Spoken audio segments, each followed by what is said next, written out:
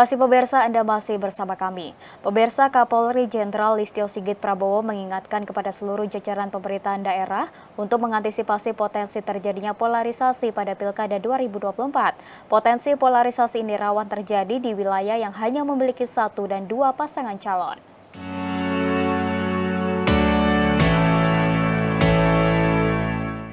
Berdasarkan data dari Kepolisian Republik Indonesia, ada sebanyak 37 daerah yang memiliki 1 pasangan calon dan 202 daerah dengan 2 pasangan calon. Melihat jumlah tersebut, Kapolri Jenderal Listio Sigit Prabowo mewanti-wanti potensi polarisasi di Pilkada 2024. Pasalnya, potensi polarisasi ini rawan terjadi di wilayah yang hanya memiliki 1 dan 2 pasangan calon. Untuk itu, dalam Rakornas Pemerintahan Pusat dan Daerah 2024 di Bogor, Jawa Barat, Kapolri mengingatkan kepada seluruh jajaran pemerintahan daerah untuk mengantisipasi potensi terjadinya polarisasi pada Pilkada 2024 yang diperkirakan akan lebih tinggi dibandingkan dengan Pilpres. Kapolri berharap peristiwa-peristiwa konflik yang terjadi pada Pilkada terdahulu dapat menjadi pembelajaran terutama terkait reaksi ketidakpuasan terhadap hasil Pilkada. Selain itu, Kapolri juga meminta Forkompimda untuk memetakan berbagai potensi konflik pada Pilkada sehingga langkah yang disiapkan tepat dalam meredam konflik. Kita melihat ada fenomena-fenomena yang harus kita perhatikan. Pasangan calon hanya 1, ini ada di 37 daerah. Tolong ini untuk diantisipasi. Kemudian ada pasangan 2 calon di 202 daerah. Ini juga menjadi perhatian kita karena pasti situasinya akan panas. Kita beralih ke informasi lainnya, pemirsa. Badan Nasional Penanggulangan Bencana mengaktifkan kembali beberapa sumur bor untuk memenuhi kebutuhan air bersih dan MCK bagi para pengungsi korban erupsi Gunung Lewotobi laki-laki. Selama proses pengaktifan, BNPB juga telah mengerahkan beberapa mobil tangki air ke setiap titik lokasi pengungsian terdampak bencana.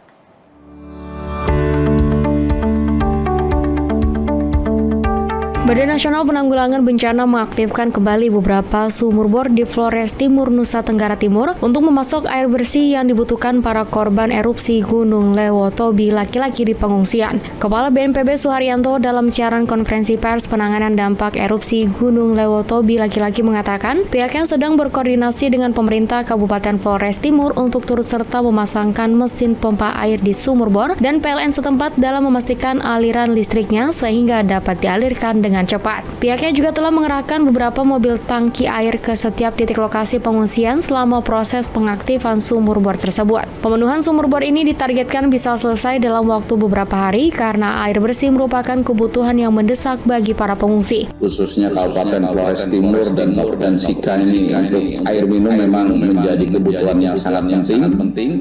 Tetapi kita juga sudah punya solusi, di samping mengirimkan melalui tangki-tangki, ada juga beberapa sumur bor yang semula memang tidak bisa beroperasi karena kekurangan jaringan listrik. Secara lambat laun ini akan bisa difungsikan kembali. Selain itu, BNPB telah membentuk Satuan Tugas Penanganan Darurat yang terdiri dari unsur pemerintah pusat, pemerintah daerah, TNI, dan Polri. Satuan tugas ini dibentuk untuk mempercepat koordinasi dan pemenuhan kebutuhan dasar para pengungsi mulai dari alat masak, MCK, hingga alas tidur. Pusdalops BNPB mencatat lokasi pengungsian terbesar sebanyak 6 titik di Flores Timur dan Kabupaten Sika. Masing-masing untuk Flores Timur pengungsian berada di Desa Lewolaga 693 orang, Desa Hokeng 639 orang, dan Desa Konga 1372 orang. Di Kabupaten Sika total ada sebanyak 1790 orang pengungsi dari 3 lokasi pengungsian yang disediakan pemerintah. Pemirsa, pemerintah melalui Kementerian Keuangan berkomitmen terus mendukung peningkatan pengembangan energi terbarukan nasional. Percepatan transisi energi menuju energi hijau diwujudkan dengan pemberian modal kepada perusahaan plat merah PT Geodipa Energi yang berada di bawah pengawasan dan pembinaan Kementerian Keuangan.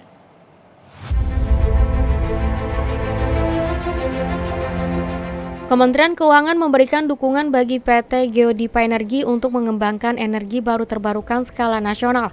Bentuk dukungan itu adalah pendanaan eksplorasi dan penjaminan pemerintah.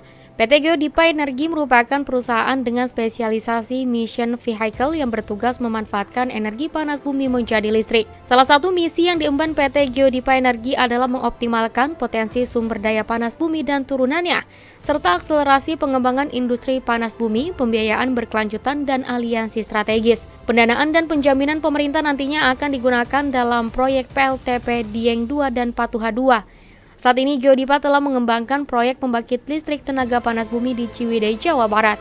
Pendanaan dan penjaminan pemerintah untuk proyek pemerintah merupakan wujud nyata APBN bekerja demi kepentingan rakyat. Proyek tersebut diyakini menghasilkan energi bersih sekaligus percepatan transisi energi ramah lingkungan. Kita juga mendukung Geodipa di dalam atau manakala memang di dalam operasinya, dalam capex-nya, dalam investment-nya Geodipa membutuhkan PMN.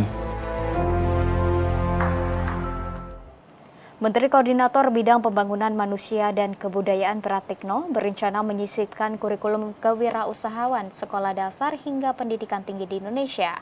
Peningkatan wirausahawan dianggap penting karena bisa jadi solusi membuka peluang kerja baru.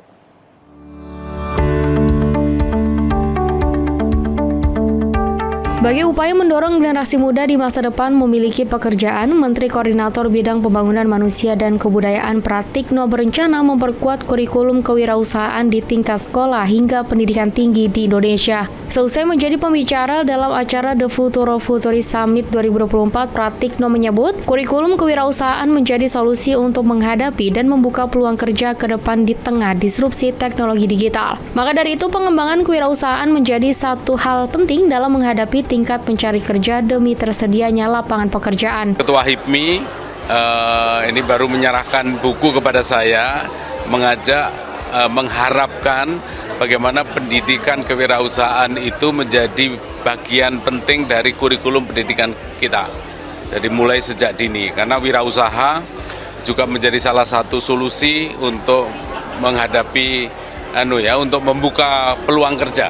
Jadi ini akan kami tindak lanjuti nanti dengan Menteri Dikdasmen, Menteri Pendidikan Tinggi, agar pendidikan kewirausahaan menjadi salah satu kurikulum penting ya dalam proses pembelajaran kita. Pratikno juga menilai indikator suatu negara terbilang maju adalah jika terdapat 10% wirausaha. Sementara itu wirausaha di Indonesia masih sekitar 3%. Sehingga fokus pemerintah saat ini untuk mencapai Indonesia Emas 2045 dengan memperkuat kewirausahaan di kalangan muda. Pemirsa, kami akan segera kembali dengan informasi lainnya. Tetaplah bersama kami.